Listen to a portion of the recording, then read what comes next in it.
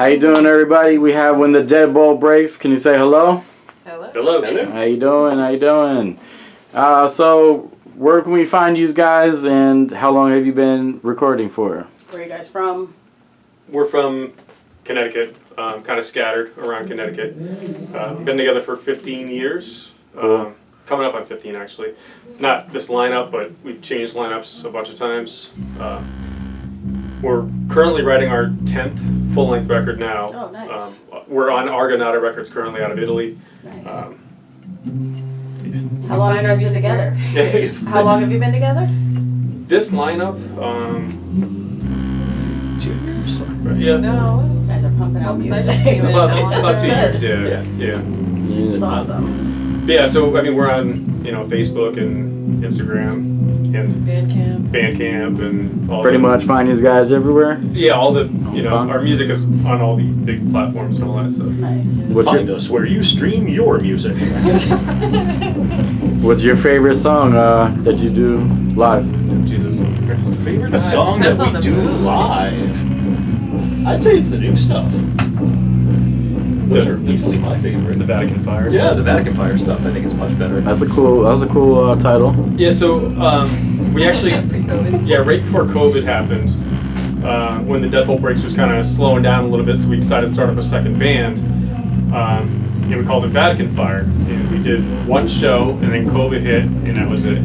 So the songs that we did for that were kind of like a hyper version of what When the Deadbolt Breaks does. It took the extremes of everything and kind of put it all together. So Yeah, with like 2 screaming male vocals and then me doing like really crazy high ambient vocal operatic stuff. yeah, operatic vocals. So Yeah. when we started writing this record, we decided to actually take the Vatican Fire stuff and incorporate it into this. So it's gonna be part of the new record. All right, cool. Awesome. You're gonna be doing something tonight from off the album. Yeah, the last 3 songs of this set are from that. All right, cool. Looking forward to that.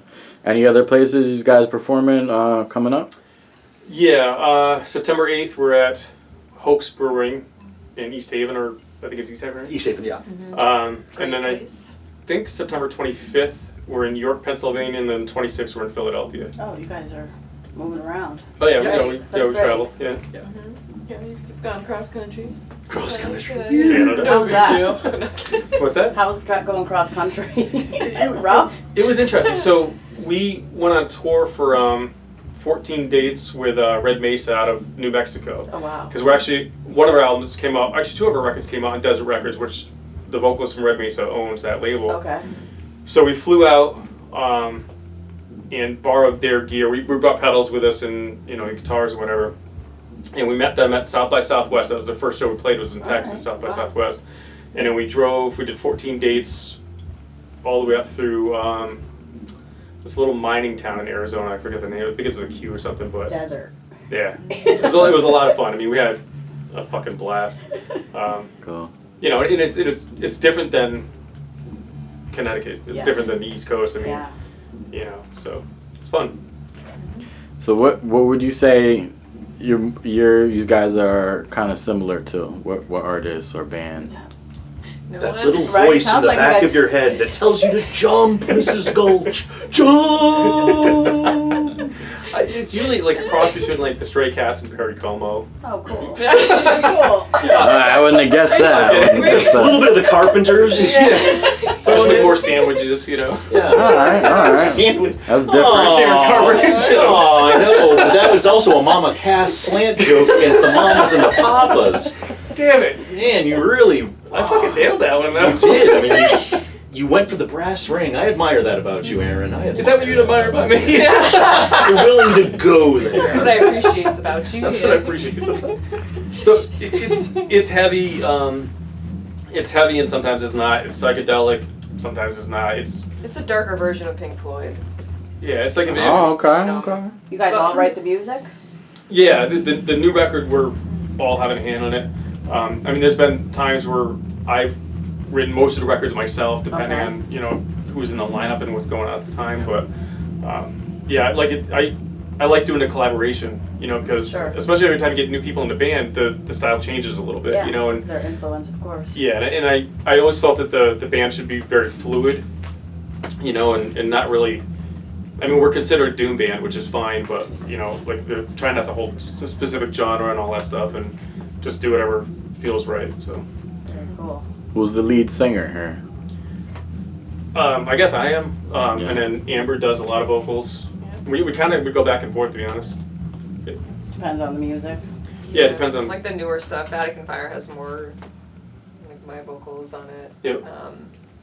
And then so basically, because when I came in to Vatican Fire, like it was always him singing, and so we're like, we don't want to do just Vatican Fire stuff. Let's do the Deadbolt stuff. So now I just run my weird, crazy vocals through a bunch of pedals.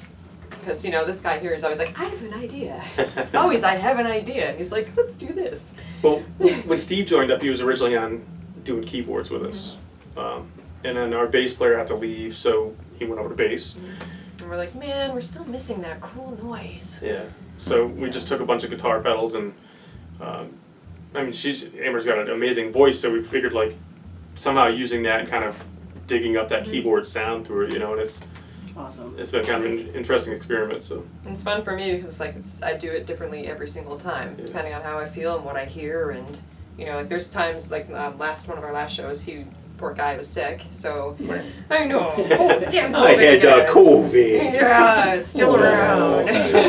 I missed a weekend's worth of shows. Yeah. That sucked. But it was cool though, because it was like, okay, so that bass sound wasn't there, so I'm like, normally I'll do higher vocals, and I'm like, we'll drop it down a little bit to kind of fill out that empty space. Yeah. So it's fun. Improvise a little bit, right? Yeah. And I think that's probably like the best part about Deadbolt is that it's very fluid, very just whatever Well, floats especially your on the boat. road, you gotta like roll with the punches sometimes, Yeah. right? And then you don't get bored that way too. 'Cause, Yeah. Other stuff is just.